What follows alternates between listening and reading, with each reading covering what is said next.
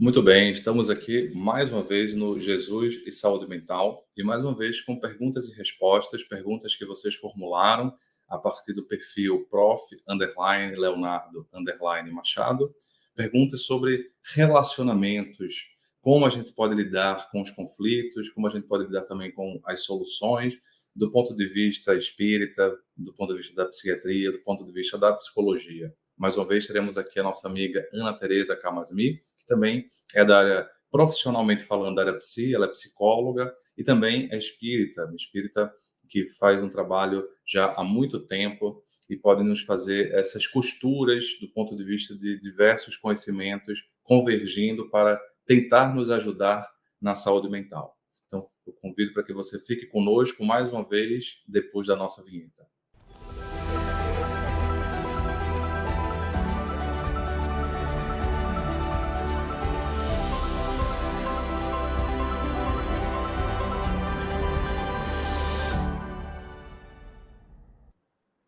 Olá, Ana. Muito boa noite. Oi, Léo, tudo bem? Muito obrigado por estar conosco mais uma vez. Prazer. E eu vou começar logo de cara trazendo uma questão que fala sobre a questão do narcisismo. E a pessoa pergunta assim: como é que você pode falar sobre pessoas narcisistas e como lidar com essas pessoas? Obrigado. Eu acho interessante que a pergunta, de forma intencional ou não intencional, ela sinaliza essa pessoa não necessariamente como sendo a outra pessoa. Porque quando ela pergunta assim, como eu posso lidar com pessoas narcisistas, às vezes a gente está falando também dos nossos próprios narcisismos, né, da nossa própria, do nosso próprio lado. Porque o termo narcisismo está muito em voga, mas se a gente pegar uma palavra que, de certa forma, tem a ver com isso, do vocabulário mais espírita ou mais do evangelho, a gente vai encontrar a palavra orgulho e vai encontrar a palavra vaidade. Então, de certa forma, o orgulho e a vaidade é uma temática humana. Então, o narcisismo também é uma temática humana. Eu tenho o meu lado narcisista, Ana tem, todos nós temos, e a gente fala isso, né, Ana, na perspectiva psíquica como sendo um narcisismo primário. Se a gente pegar, Uhum. inclusive, a mais analítica, que é um narcisismo que estrutura, ou seja, é estruturante porque ele está na base da construção do que eu sou. Se eu fizer uma costura com o conhecimento espírita, eu vou pegar ali um instinto de conservação, estando na base do amor a si mesmo, né? Mas também esse estilo de conservação pode levar a comportamentos egoístas e orgulhosos. Quando eu só penso em mim mesmo e na minha espécie, no meu clã, naqueles que são iguais para preservar a vida. Então é interessante, o mesmo núcleo de conservação da vida pode gerar um comportamento inicialmente de preservação a todo custo, e eu penso em mim e nos meus, de forma vaidosa, orgulhosa, e com comportamentos egoístas, egotistas, mas com o tempo, com o amadurecimento, é onde vem esse narcisismo primário, né? Eu vou me estruturando para poder conseguir amar o todo, amar o outro, né? Porque eu entendo que o outro é necessário para a preservação da vida como um todo, da vida universal. Aí eu não uso mais o outro, eu estou com o outro numa parceria de construção e não usando do outro. Então, no final das contas, eu vou trazendo inicialmente essa visão de um narcisismo não necessariamente patológico, mas o narcisismo primário, que é base para um auto-amor, e um narcisismo primário, que não necessariamente é patológico, mas é também a base do orgulho, da vaidade, do egoísmo, que fazem parte do comportamento. Todos nós temos um lado que só pensa em si, e é importante também para poder construir defesas de autocrescimento, né? Então, você está falando assim como se fosse um processo de amadurecimento, né? Um processo evolutivo do espírito, passar por isso, né? Por aí. Uhum. Então, como cada um passa por esse processo de crescimento e como às vezes a gente pode estacionar e cronificar e adoecer e transtornar a nossa vida e transtornar a vida do entorno. Aí já vem um ponto importante, pegando a tua fala, que aí começa a sair do orgulho saudável, orgulho ou saudável ou normal, porque também, Sim, assim, é comum, orgulho comum. que faz parte. Aí você, Mundo de prova, mundo de prova. você fala de uma coisa, estacionar. Né? Isso. Estacionar é ficar. Ficar Isso. é fixado, né? E aí é o problema da questão patológica, que certamente foi o ponto que a pessoa quis perguntar, mas eu aproveitei para ampliar um pouco a visão. Não, foi ótimo, porque você já deu um chão para a gente conversar.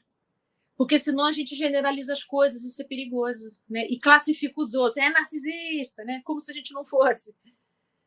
Então, achei legal você falar isso. Então, assim, todos nós temos uma dose de narcisismo, sim. Aliás, se a gente não tivesse uma dose de narcisismo, a gente ficaria dentro de casa, dentro da nossa toquinha, né?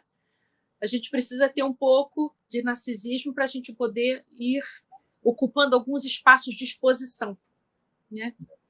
Então, quando a gente, por exemplo, é professor, é um bom lugar para o seu narcisismo acontecer, não no sentido de usar os outros, mas no sentido de poder se gratificar com a exposição, né, com ser visto, né? Porque na base do narcisismo, o entendimento é que é uma necessidade de ser visto, que é uma necessidade humana fundamental e básica. Agora, o desespero de ser visto é que é uma coisa patológica. E o que eu faço para ser visto nesse meu desespero é que é patológico quando eu utilizo o outro, ou seja, o outro fica numa relação comigo como se o outro fosse uma coisa, está a meu serviço, né?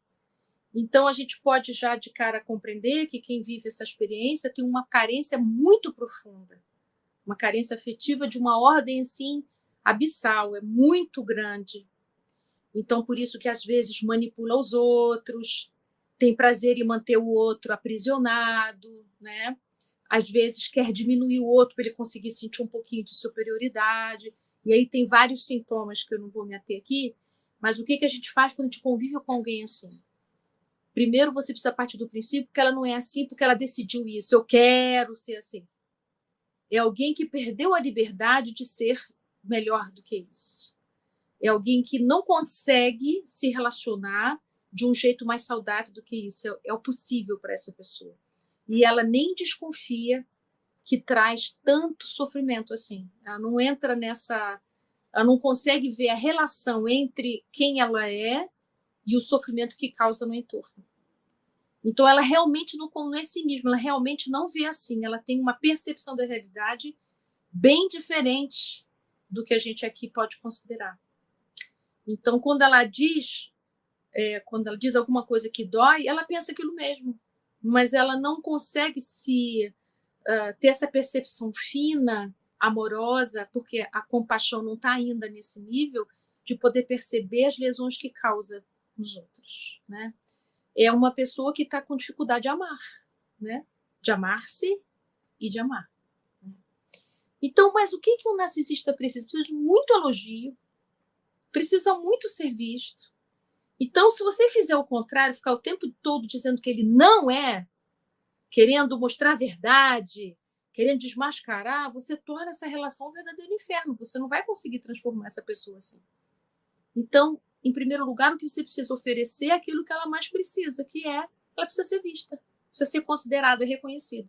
Se isso for possível para você, mas dentro de um lugar de verdade, você observá-la e ver o que ela tem de bom e poder devolver para ela, isso já vai ajudando muito esse espaço para ela difícil e de falta afetiva e de vazio profundo. Mas quem se relaciona com alguém nesse estado tão crônico, tão patológico e tão adoecido, a gente está falando aqui no caso mais grave, você precisa se proteger. Então, o proteger-se, o primeiro lugar é identificar que a pessoa é assim, por questões da história dela, não tem nada a ver com você. A culpa não é sua, nem é você que está fazendo ela ser assim. É uma história que é dela, tem a ver com o processo evolutivo espiritual dela, ela vai dar os caminhos dela. Agora você precisa se proteger, podendo encontrar qual é a melhor distância para se relacionar ali, né, naquela relação. E se falando espiritualmente sobre isso, quando eu falei que a gente pode estacionar, sim, na Lei do Progresso, lá no Livro dos Espíritos, Kardec pergunta isso. Se a gente tem o poder de parar o progresso.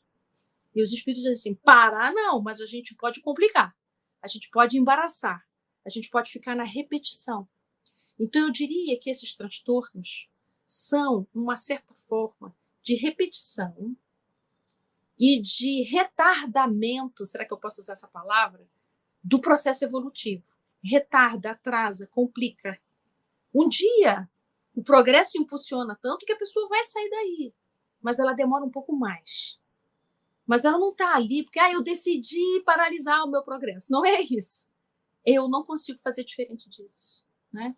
Até ela conseguir ter outro tipo de experiência que a convide a comportamentos melhores. Um ponto interessante nessa perspectiva de olhar o narcisismo com outro olhar, porque você entendendo esse processo, fica um pouco mais fácil de entender o que é vaidade natural no outro e em si, e, consequentemente, pegar mais leve com o outro e consigo mesmo. Acho que pegar mais leve é uma palavra muito importante, porque se a gente fica rotulando patologicamente ou perturbadamente todo mundo e a si mesmo, aí fica muito pesado, fica muito, né, masoquista e, de certa forma, martirizador. Estou entendendo que existe um nível que faz parte, que a própria Bíblia vai dizer assim, vaidade das vaidades, tudo é vaidade. E aí a Bíblia, o Eclesiastes, vai trazer uma série de vaidades humanas, e quando você pensa, eita, eu pensava que não tinha vaidade, aí ele vai falar... eu estou na lista. Estou na lista, não tem como, né? Ele faz tanta lista e faz um raciocínio tão interessante, o Eclesiastes, sobre o que é vaidade, que você, poxa, que coisa bem interessante. Então, esse é um ponto importante. Outro ponto é isso que a Ana estava colocando. Vamos pensar agora psiquiatricamente falando, né? Uma pessoa que é um narcisista, que eu brinco assim, Ana, para facilitar a linguagem, tem um narcisista do bem e o narcisista do mal. O narcisista do mal é aquele cara que não tem mínimo simancol, ele faz comportamentos truculentos, ele até se assemelha com um psicopata. Esse aí até tem jeito, mas vai precisar de muita reencarnação, muita expiação ainda, muito problema, que não vai ser você que vai dar o jeito salvacionistamente, assim, salvadoramente nessa pessoa. E é importante ter essa percepção. Agora, existem outras pessoas que obrigam a ser narcisista do bem, que é esse narcisista que a Ana estava colocando, que é uma defesa narcísica contra a inferioridade que ele se vê. Ele se sente tão inferior, ele se sente tão lixo, inseguro, portanto, que ele faz uma defesa narcísica, que é e às vezes fica um narcisismo mesmo, até de critério diagnóstico na psiquiatria, né? Mas é um narcisismo, a gente brinca assim como psiquiatra, Ana, é um narcisismo tratável. A pessoa é possível, porque ela tem algum nível de simancol. E quando você estabelece um bom vínculo com um terapeuta, com um psiquiatra, você vai vendo diferenças, né? É como... Ela tem algum nível de autopercepção disso. Aí é tratável. Quando a pessoa não tem nenhuma autopercepção dos seus movimentos, isso em qualquer transtorno, aí não tem jeito mesmo. Tem que esperar a reencarnação funcionar. Exatamente. Lembro de uma pessoa assim, que era nesse narcisismo do mal, ou narcisismo que não tem nenhum simancol, não tem nenhuma autopercepção, que faz comportamentos meio psicopáticos às vezes, que ele falava assim, olha, eu acho que eu peguei pesado, eu acho, mas por que você acha? Porque, veja, a minha esposa, no caso era ex-esposa, que tinha se divorciado porque não estava aguentando mais o comportamento dele. E ele falou assim, olha, ela é tantos anos mais nova do que eu, e eu comprei a pessoa, eu paguei tudo, fiz isso. Então, ele fazia o tipo de relação, literalmente falando, como uma troca, como uma compra. E aí... Mas não foi justo, aí depois ela me deixa, como é que pode? Eu comprei ele falou com essas palavras, assim, eu comprei e ela... Né? Só que eu acho que eu peguei pesado porque eu gosto de ter relacionamento sexual em tal horário. Tem que ser nesse horário. E aí ela começou a acordar tarde. E aí eu achei que ela estava me diminuindo, né? Não estava me respeitando. Veja que coisa. Aí eu acho que eu peguei pesado porque aí eu peguei um balde de água, enchi e joguei nela acordando ela porque ela estava me desrespeitando porque não estava disponível, né, para isso que eu queria naquele momento. Então, veja, uma pessoa dessa, ele acha que pegou pesado. Então, ele dificilmente ia ter alguma mudança. E, de fato, o que é que aconteceu? Uma vez eu me atrasei 10 minutos para a consulta, ou a consulta dele atrasou 10 minutos, o que é que ele fez? Ele marcou, ele continuou, tal, falou que era, né, não falou que era um desrespeito, né, mas marcou, Ana, uma consulta 7 da manhã, numa sexta-feira. Não, eu só posso esse horário. Eu só Com posso você? comigo. Eu só posso esse horário. E aí eu, tá bom, vamos dar um jeito, eu chego mais cedo. Ele sabia que eu não atendia esse horário. Mas o que ele fez? E eu falei para minha secretária, eu vou, mas eu tenho quase certeza que ele não vai, porque ele vai se vingar dos 10 minutinhos que era Isso, exatamente, exatamente. dito e feito, né? Ele, não, mas ele Ele teve o ligou, prazer de te deixar esperando. ainda ligou para a secretária no dia anterior, olha, mas ele vai mesmo, né? Então, veja, porque no insight eu tentei falar, mas será que você acha que pegou pesado? Será que você não pegou, não? Se fazer algum tipo de Simon Call, algum tipo de insight. Como é que Então, seria para você se ela acordasse você com um balde d'água, né? Tudo bem também? Pois é. Então, Então, assim, é um lugar difícil, né? De fazer a pessoa ter autopercepção. Sinceramente, é o tempo, é a dor. Sinceramente, é o tempo e a dor. E o tempo, às vezes, são encarnações. E dor, muita dor, para fazer com que a pessoa dobre a própria vaidade excessiva. Então, esse nível... Então, quando você percebe o que é mais saudável, o que é mais normal, ou seja, uma coisa mais saudável, estruturante, uma coisa mais normal, que é comum, que faz parte, e uma coisa patológica, aí fica mais fácil de você separar o joio do trigo. Inclusive, quando você, nesse exemplo, falou assim, eu comprei ela.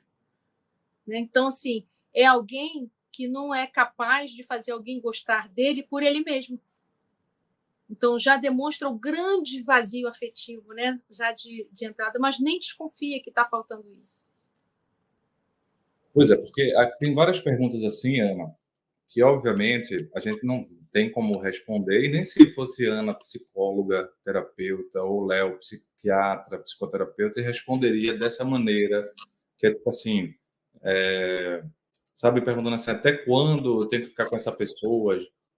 Por exemplo, até que ponto devemos manter um casamento em que o outro não nos ama como deveria, então já traz uma coisa de subjetividade, né? E ainda mente. Então, a pessoa não me valoriza e, além disso, desconfia do meu caráter, talvez assim, da minha fidelidade, né? Eu devo continuar o relacionamento?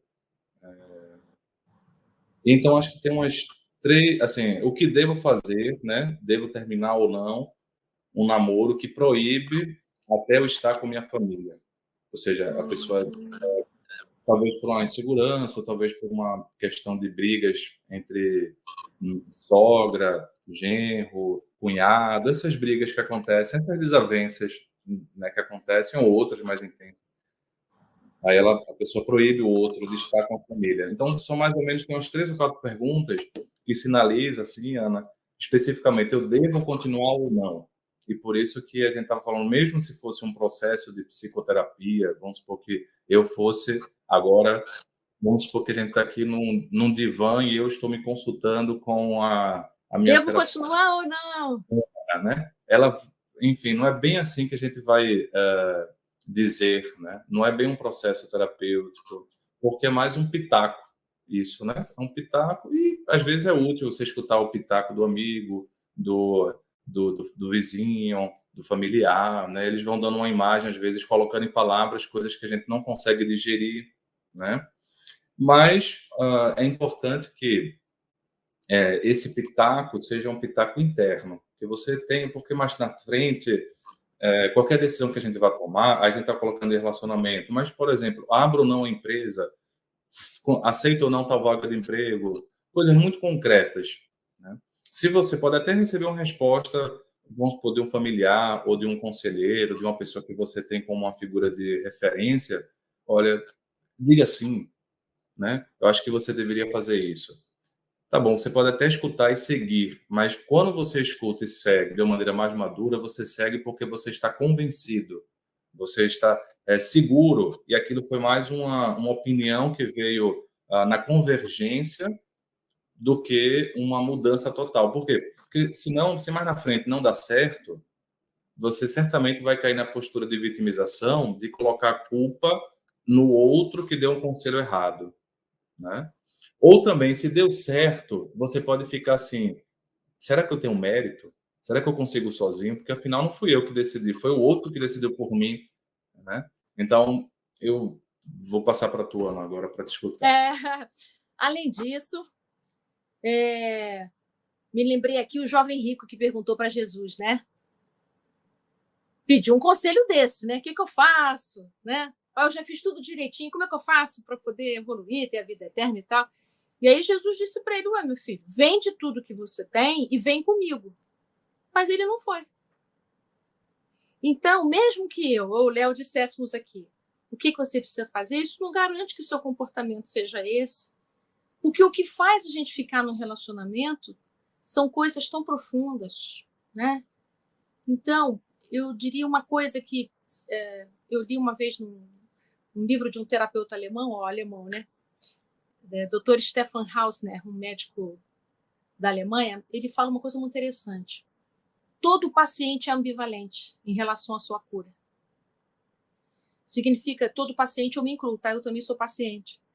Então, assim, a gente quando quer se curar, ou a gente quando quer seguir Jesus, né, que é a mesma coisa, quando a gente quer seguir as leis divinas, quando vocês perguntam para nós qual o melhor caminho, quando o médico passa o remédio, não necessariamente o paciente toma, é porque nós somos ambivalentes em relação ao nosso processo de desenvolvimento moral, de cura, o que vocês quiserem chamar. Ou seja, tem uma parte de nós que quer muito, mas tem uma parte de nós que ainda se sente muito atraído por lugares inferiores, lesivos e contrários ao caminho do bem. É isso que caracteriza o mundo de provas e expiações, é essa ambivalência. Aqui nesse mundo onde a gente vive, nós somos assim, imaturos espiritualmente. Então a gente quer muito emagrecer, mas não quer fazer a dieta. A gente quer muito desenvolver a nossa mediunidade, né, ter uma harmonia mediúnica, mas não consegue renunciar aos programas de quinta de noite para ir para a reunião mediúnica, não consegue renunciar ao sono, não consegue renunciar a um monte de coisas. Então, todas as vezes que a gente dirige para a cura, todas as vezes que se dirige para encontrar com Jesus, seguir Jesus, tomar a nossa cruz e seguir, isso vai pedir de nós uma renúncia. Renúncia daquilo que a gente adora. Renúncia daquilo que a gente ainda é muito atraído. Então, para a gente poder tomar decisões, tudo me é lícito, mas nem tudo me convém, porque nem tudo me edifica, descobrir o que de verdade me convém, é descobrir o que de verdade me eleva, me leva para caminhos de crescimento e de saúde moral, psíquica, emocional e tal, eu vou ter que renunciar a esses movimentos contrários, que eu sei até que são contrários, mas que eu digo para mim assim, não, mas é só hoje, não, mas é só agora, não, mas é só um momentinho, não, mas é pequenininho, não, mas é porque a carne é fraca, não, mas é porque também, né, a gente não é Jesus, né? A gente não é Chico Xavier, né?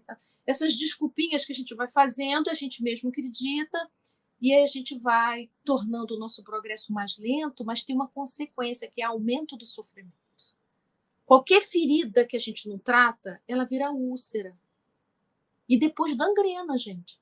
Tudo que a gente não trata, tudo que a gente não cura, cronifica. E Deus permite isso para que a gente possa, não é para punir a gente, mas para que a gente possa aprender um modo de nos autocurar, de nos autocuidar, pela consciência, não porque alguém disse, né? Então a gente está nesse processo, sabe, de se tornar consciente, e isso implica em a gente cuidar da nossa ambivalência. Então eu diria, se vocês querem tomar decisão, olha para a sua ambivalência. Que parte sua está querendo essa cura e que parte sua está dizendo um caminho contrário ao seu crescimento. Pode ser saudável um relacionamento em que, para mim, a saúde mental não é tão bom, mas faz muito bem à saúde do parceiro, da parceira?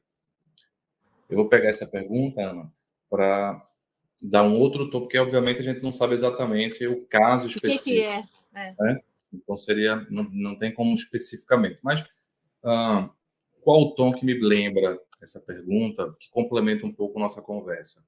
Num relacionamento, nunca vai ser bom o tempo todo para todo mundo.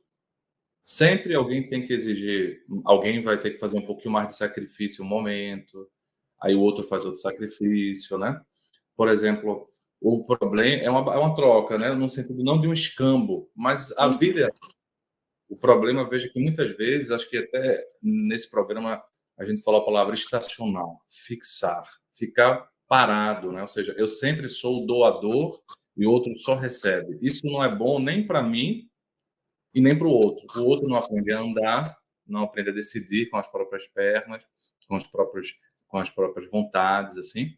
E eu também fico muito pesado carregando uma cruz que não é minha ou andando um caminho que não é meu. Isso. Agora, essa troca, ela é natural, né? Então a gente teria que pensar assim, ó, isso aí é sempre ou há uma troca, uma intercambialidade, né? Outra coisa, porque a gente está falando aqui do relacionamento de Sim, afetivo, sim, né?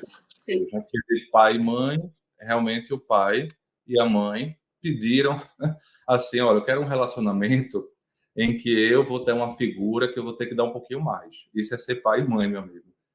Falando como pai, né? Eu pedi para Deus para vir num relacionamento com meus filhos em que eu tenho o papel de dar um pouco mais a vida toda. É onde Kardec coloca e os benfeitores colocam, é uma missão.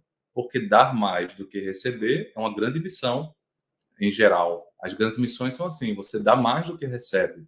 Agora, num relacionamento em geral, a gente tem que ver, de fato, pode ser que a pessoa que você é casado ou casada tenha um nível de imaturidade um pouquinho maior do que a sua e você sempre dá um pouquinho mais, mas não pode ser demais também, né? Uma coisa excessiva. Mas provavelmente essa maturidade que você tem mais, que te leva a doar um pouco mais, é em um aspecto. Não é, geralmente você não é mais maduro que tudo com esse parceiro ou dessa parceira. Tem alguns aspectos seus mais maduros que fazem com que você doe mais, você recebe em outro aspecto que ele é mais maduro, que ela é mais madura. Então, eu queria trazer essas duas formas de intercambialidade, uma forma temporal, há momentos em que eu estou doando mais e recebendo menos, e há momentos em que eu estou recebendo mais e doando menos. E uma intercambialidade de papéis, de maturidades, a parte de mim que é mais madura e vai doar mais mesmo, e a parte de mim que é mais imatura e vai receber mais.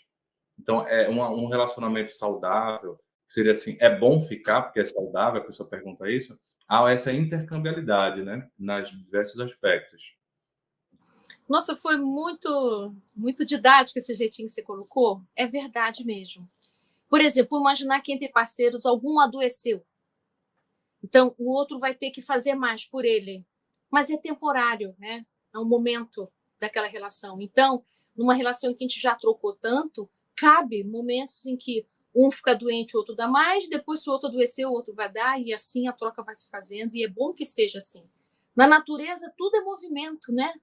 O rio corre para o mar evapora, vira chuva, chove, e aí enche a cabeceira dos rios. Então, assim, tudo da natureza que a gente olhar tem esse movimento, tem sempre alguém dando, alguém recebendo, e isso não para, assim, não fica estático. Então, no relacionamento a dois, também não pode paralisar, como você bem colocou, ou seja, eu sempre o dou e o outro sempre recebe, né?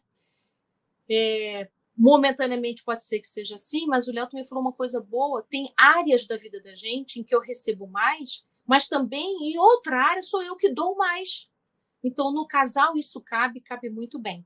Só que é importante que isso esteja claro. O que eu estou dando, o que eu estou recebendo, e se está bom para mim ser assim. Pode ser que chegue uma hora que isso está meio over para você, então na hora de recombinar. Então, um casal saudável é o que está sempre fazendo ajuste de acordo, porque a vida muda. Então, um acordo que a gente fez há 5 anos atrás não pode ser o mesmo agora, porque 5 anos depois as nossas necessidades estão diferentes. Então, eu preciso reconversar. Olha, sabe aquilo que eu sempre faço para você? Sei lá, eu sempre pago a sua conta de alguma coisa, não sei o quê. Eu queria ver com você se a gente pode fazer alguma mudança, porque eu estou precisando de dinheiro para tal coisa. O que a gente pode fazer aqui, o que a gente pode fazer ali. Então, acordos, né? Os filhos crescem, as cargas em relação aos filhos se modificam, nós vamos ter que fazer novos acordos em relação a isso. Agora, é diferente quando, reencarnatoriamente falando, eu sou sua mãe, eu sou seu pai. Aí é uma relação que a hierarquia, né, está presente, ou seja, eu nasci antes, eu cheguei antes aqui de você e eu aceitei, diante da espiritualidade maior de você, te abraçar como meu filho. Então, já está pressuposto que eu vou dar muito para você. Eu vou dar a vida biológica, eu vou dar educação, eu vou dar presença, eu vou dar um monte de coisa. Pode ser que eu não consiga na excelência, mas a relação pais e filhos é uma relação de doação constante. Tanto que no Livro dos Espíritos, Kardec pergunta, é uma missão a paternidade? Olha que interessante, Kardec não falou maternidade, não. Eu fiquei pensando, será que ele já acha que já está dado isso? Ele perguntou, é uma missão a paternidade? Então, e aí os espíritos dizem sim, por quê? Por causa dessa doação que já está combinada que é. Então, nessa relação é natural que a gente receba muito dos nossos pais, e é por isso que na velhice, aí a gente vai lá para o capítulo 14 do Evangelho, honrai vosso pai e vossa mãe, em que os espíritos vão falar da necessidade da gente assistir os pais na velhice. Então, é quando a gente vai fazer a troca, né? É quando a gente vai fazer uma certa justiça nesse sentido divino, em a gente poder oferecer para os nossos pais o tanto, e nem chega a tanto, tá? Uma parte do que a gente recebeu. É isso, acho que conseguimos fazer um bom balanço entre o encadeamento entre as perguntas. Eu agradeço, Ana, mais uma vez a tua presença. Espero que tenha sido útil para aqueles que nos escutaram. Espero que repliquem, né? O canal da TV da Mansão ajuda com visualizações, de certa forma, a própria manutenção da mansão. Então, repliquem, se foi útil para você, podem replicar com gosto. Né? Opa, com gosto, adorei. Que vai ser massa, como você fala. Tchau, Ana. Tchau, obrigada.